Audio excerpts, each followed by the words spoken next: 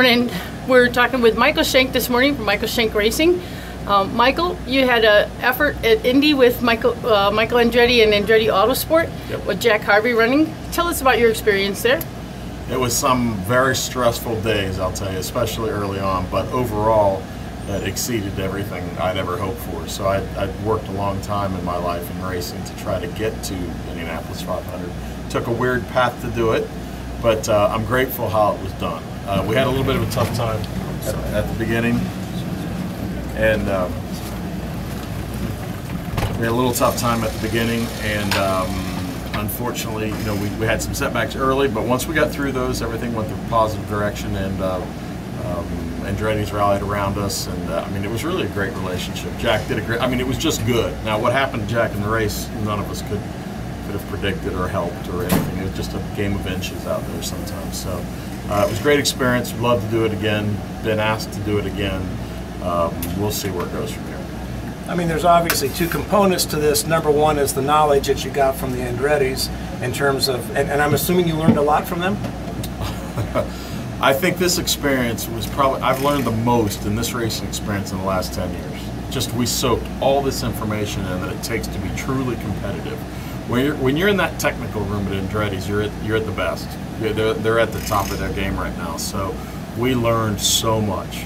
And that carries over to what you're doing this weekend? There's some details of it that do, to be honest. Or at least the mindset and the methodology? Absolutely. And there's a momentum that comes from it also. Like, I took all of my sports car guys and took them to Indianapolis. So this isn't like guys I found in Indy to do this one-off for me. These are my guys in sports car that went and were competitive at the Indianapolis 500, which I think just says a mega amount about a lot of things. But I wanted them to experience like I did, but I wanted them to do well also.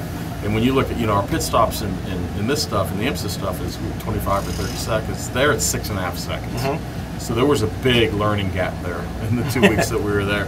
And the guys just respond. One of my most proud moments was when we were doing pit stop practice on that Wednesday. And they were just killing it. It just caught me off guard how good they were.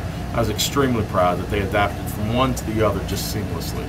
And in the race, when it really counts and everyone tends to tighten up, they stayed really loose. So a lot learned, and I think that's probably the biggest thing that came out of it for us, is that how much we took away from it. And the second thing would, of course, be sponsorship. If you had a $10 million sponsor, you'd be running IndyCar now. So probably. Yeah, I'm just guessing. So where's all that? I mean, you probably have lots of things on the table and possibilities. So one thing to keep in mind this whole time, what's gotten us in this position is sports car. Jim France and IMSA and Grand Am before that, that's what's positioned us to do projects like the Indy 500. So I have an extreme loyalty to the France family and this series, and I want to continue my relationship with Honda, which is big, and Acura, the Acura brand. So what I would see happening probably is something in sports car here. With Honda, and also hopefully an Indy only effort. Again, at the minimum. I got a lot out of doing the Indy 500. If I could only do that every year, I'd be totally satisfied, and have my sports car as my primary gig. I'm totally good with that.